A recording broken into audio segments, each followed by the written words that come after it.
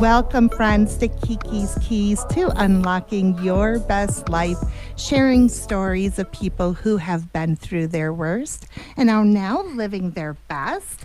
And I am here facing someone who really has her best smile on today.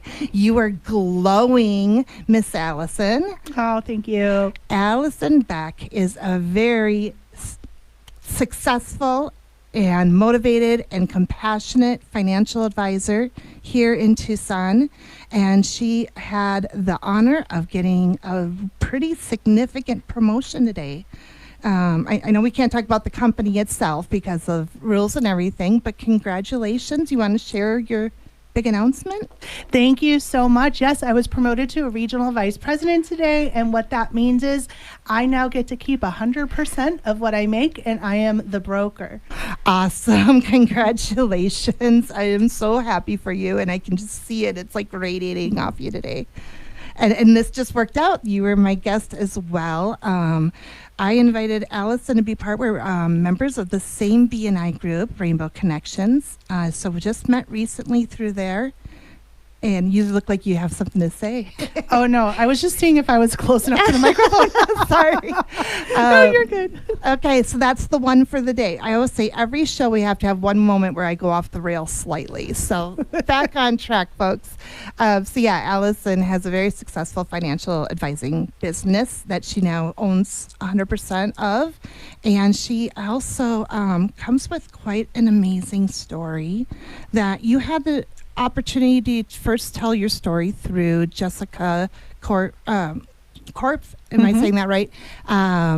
Through her photography project.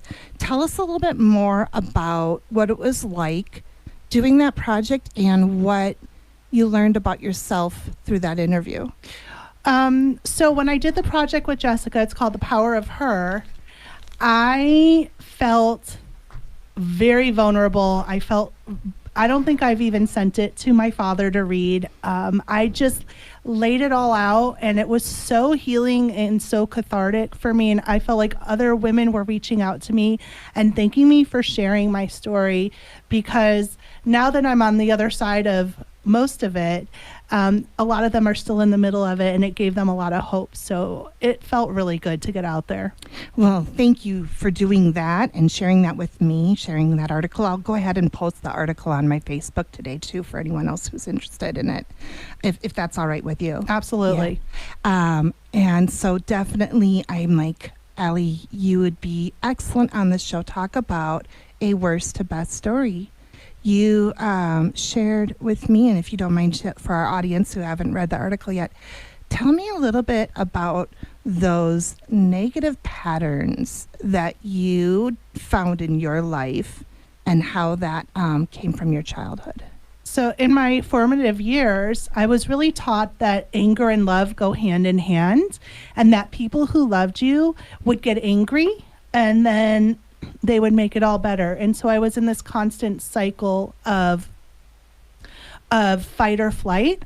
And then on top of that, money was used to control. For instance, if I was given, let's say, $100 from somebody, then I was expected to essentially do their bidding and do whatever they said. There was always a catch to it, or like a condition? Always. It came with strings. And I was also really taught that everybody came before me.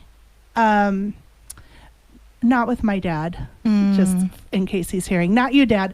But I was taught that everybody came before me and all their needs came before me. And so in doing so, I just continued to replicate that pattern in my life because that's what was comfortable and familiar. And so that was what you knew from childhood, and you took that in, and I think you had shared a couple of relationships, at least 3 of them, that ended up not only not being beneficial, but you call it straight up abusive. Yeah, they were. It, like I said, that was my comfort zone. The cycle of abuse, whether it was physical or verbal, was still that you have a blow up and then they're real nice, and then you lead up to another blow up. And I definitely repeated that cycle in 5 of my adult relationships. 5 of them. Yeah. See, I had a feeling there were more than just the few, because I get that myself. Say, in my younger years, my most recent husband and I were together for a very long time, but there was a window between 18 and 24 before I met Aaron that I was kind of going from one to another as well. So I understand that cycle of abuse, that cycle of patterns. How did you come to face those patterns and tell yourself that you wanted to do differently? So actually, it's really interesting. My ex-husband and I went to couples therapy, and our therapist said to him, "You are abusing your wife and you're abusing your family, and if you don't go seek therapy on your own, I can't help you." And that's really when my eyes opened to that, oh, this is not normal. To hear someone else say it to you? I needed to hear somebody else say it. So that was in 2019. So just to give you an idea, that was not very long ago. It's just 5 years ago. It was just 5 years ago. And if you saw me, you would never guess, because I'm pretty outgoing, I'm friendly, I'm bubbly. But, at home, it wasn't so fun. But you did finally say, I want to change. I did. And actually what helped that was learning finance, which is actually counterintuitive to who I am because I'm an artist. Okay. And learning this craft allowed me to leave him, because for the first time in my life, I was financially stable on my own. And that's a huge accomplishment for anybody that's been in a codependent relationship, and when finances and money can be used as a tool of manipulation. Yeah. It sounds like you had to relearn how you have relationships, not only with other people, but also with money in of itself. Oh, absolutely. It all kind of ties together. I mean, money, we give a lot of power to money in our culture. We let it control our emotions. We get stressed out. We get depressed. But truthfully, it's just a tool. And it's a tool that most of us aren't taught how to use. And so because of that, we're just all over the place. I mean, so how you got introduced to this, you were working at Sam's Club, a random stranger, and you got into a conversation. Tell us about him and about that conversation and what took place. Okay. So, he came up to me. I was selling cell phones. I was very embarrassed to be selling cell phones at 45 at Sam's Club. And he looked at me and he said, "Oh, you'd be perfect for my financial firm." And my brain completely turned off at that time. And I looked at him and I dead in the eye and I go, "I'm financially independent. Thanks." Because I was so triggered and embarrassed and ashamed. Little did he know, my lights weren't always on. I was taking bags of coins to the grocery store to get money. I mean, I was probably at rock bottom. And I got really desperate about 6 months later, and I hunted him down. How did you find him? All I can remember was, he's not there anymore, so I'm going to give you this information. Sure. But all I can remember was his name was Brian. It was finance and Oracle Road. Those were the 3 things I could remember, and I Googled. I think I can think of 3 Brians I know off Oracle Road in business of some sort. So yeah, that still was quite a needle in the haystack. It was. It was. And I finally guessed. I left a message at the office, and they called me back, and I went in for an interview, and he said to me, "You don't have to know about finance. You just have to be a good person. You got to want to help people, and you need to listen to what I say, and I will teach you it." I totally get it. I mean, because I too, in similar fields, I think it's about that trust and relationship that we build with our clients. And then that knowledge comes with experience and time and our mentors. And it sounds like Brian was a good mentor for you. He was in the beginning, but okay. Interestingly enough, he was another one of those angry love people who I had to disengage from. And again, that could be any Brian. We aren't calling anyone. No, we're not calling any. He's not there anymore. He's not there anymore. Yes, definitely not. I mean, I'm just saying, like, for me, it was very hard for me to stand up and let people know what was going on. And I love how you told him at first, "Oh, I'm financially independent," when at the time you probably felt complete opposite of that. But you spoke it, I know a lot of people like believe in either the power of prayer or God or manifestation, but you spoke it out loud. Do you think you were trying to convince yourself as much as you're trying to convince him?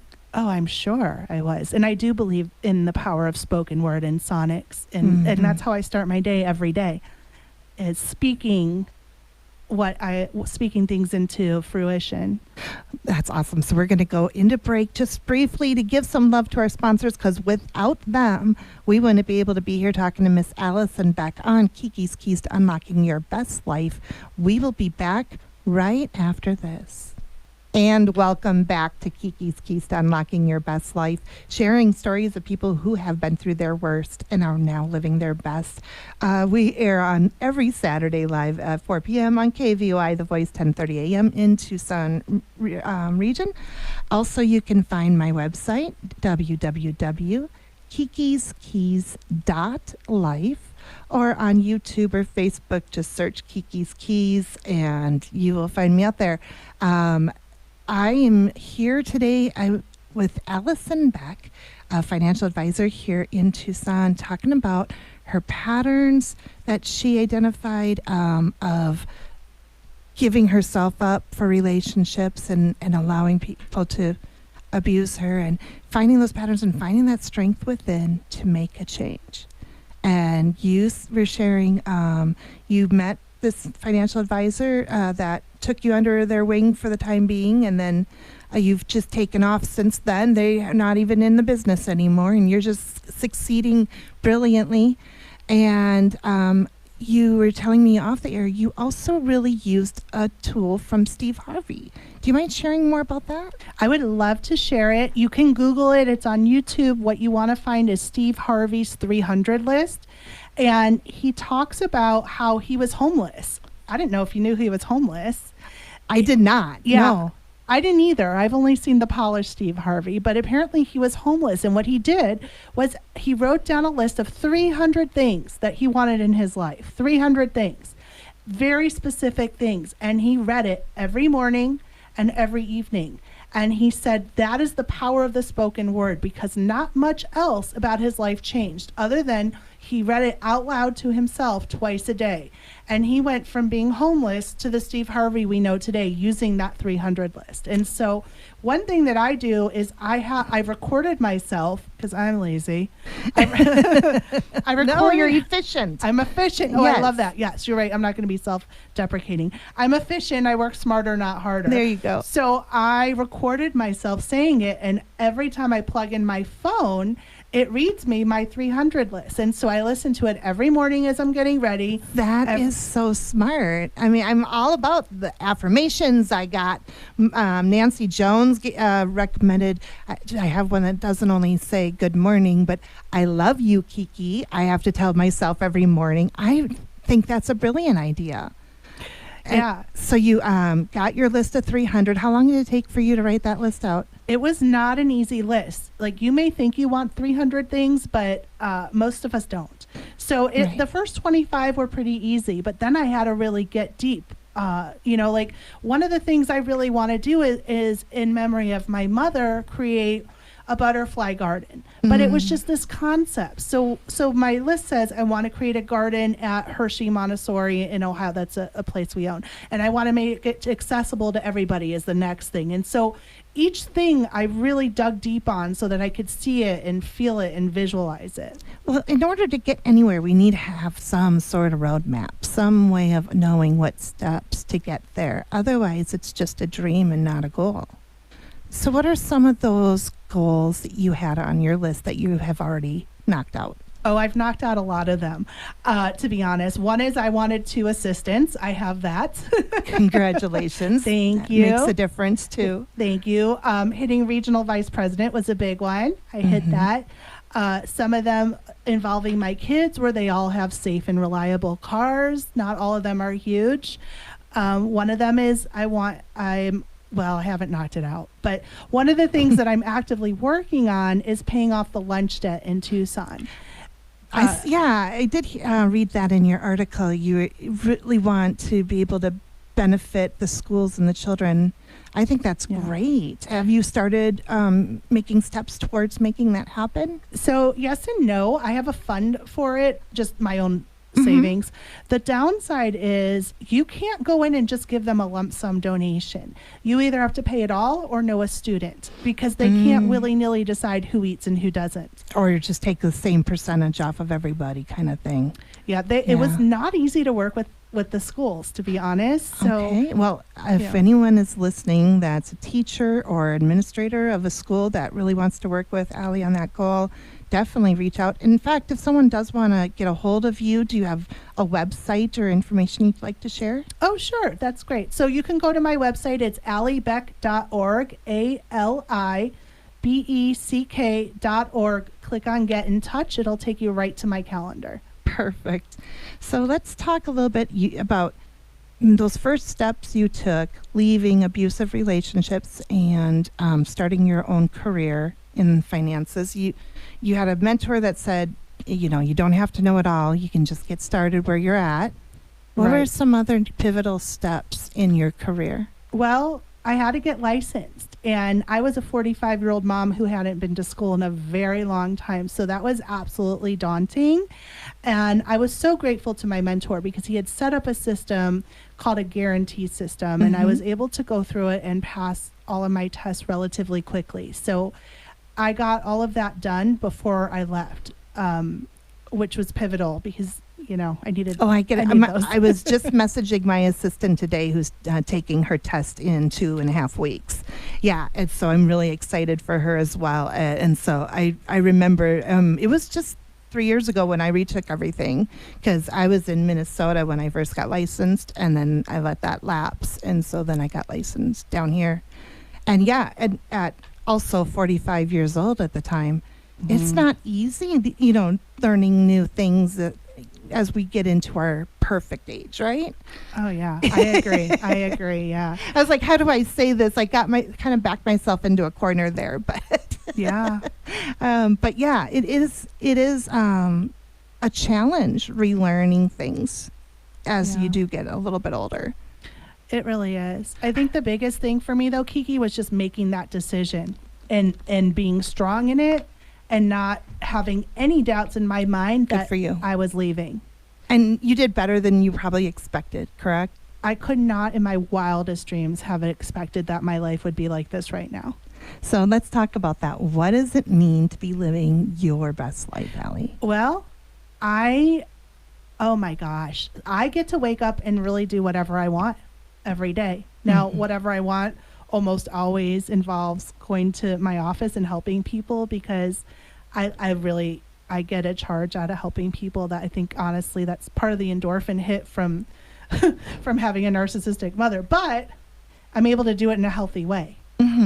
I get to come home when I feel like it. I have a house that is clean all the time. Just like the little things like that. I can go to the grocery store and not worry about prices. I used to carry a notepad with me and I had to write down every cent to the penny and then round it up for tax to make sure that whatever I had in my wallet was enough to pay for food. That's huge. That is. I mean, we don't want to give too much weight to money in of itself because the love of money it's the root of all evils. However, as you said, it still is a tool.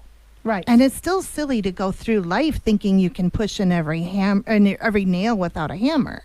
You're going to have that tool to hit your goals, to accomplish those 300 things on the list. So what is one of the biggest lessons about money that you learned that surprised you? Well, that's a really good question. One of the biggest lessons I learned is that we live in abundance. And the reason why most people don't, and if you go to Proverbs, it actually says that we are supposed to live in abundance so that we can bless others. That's what we're supposed to be doing. And the reason why 95% of us are not living in abundance is because they don't understand basic financial principles, which we aren't taught. I mean, I worked when I was 16. They gave me a paycheck, no instructions. I buy a water bottle, 2 pages of instructions, right? You're absolutely correct. Right. We get instructions and warning labels on everything, but not with our cash, Yeah. So how are we magically supposed to know what to do? And I have a mentor who's making $2.5 million a year. And I said to him, Assad, when are you going to retire? And he said, there's still children who are cold. There's still people who are hungry. I can't stop until that's eradicated. Mm-hmm. And those are the powerful things we could do when we're able to create a lot of money. And you have a big dream as well, or goal on that list. We should say goal, not dream. But you want to help house the unhomed, and you want to help provide a small neighborhood or community to those who are unsheltered. You want to help those children who are unable to afford their lunches at school. The fact they even have to pay to begin with boggles my mind. But that heart to serve others, where has that led you in your career? In my career? Or in your life? Well, I can tell you that my clients invite me to weddings, funerals, brunches. I think that it's fed back to me hugely because those relationships. Yeah, when I sit down with people, they can see in my eyes that I am out there to help them, and I get a hit of dopamine when I help people. Yeah. And you're also a mother. You have 3 daughters? 5 daughters. I have 5 daughters. 5 daughters. And your youngest is 17, was it? Right, she's 17. So they're all kind of going into adulthood, that last one on the tails. How do you communicate that to them and to our listeners? How do I communicate? What are your goals for them, or how they can live their lives? My goal is that they can live their true purpose. Yeah. And in order to do that, obviously, again, it comes back to money. So my oldest daughter is a best-selling author. I'm so proud of her, but they don't get paid much. So I help her. My second one is in the medical field. She works in the inner city. Again, she needs some help because they don't pay anything. So my goal for them is they don't have to do things for fear of not having a house or being able to eat, that they can live their true purpose. That's awesome. We're about out of time. So thank you, Allie Beck. The website again real quick is? It's alliebeck.org, ALIBECK.org. And this is Kiki's Keys to Unlocking Your Best Life. If you are catching us on YouTube or on our Facebook channel, Instagram is coming soon. Please like, subscribe, comment, all of those good things. And until next week, go be the best you that you can be, because nobody else can do it better than you.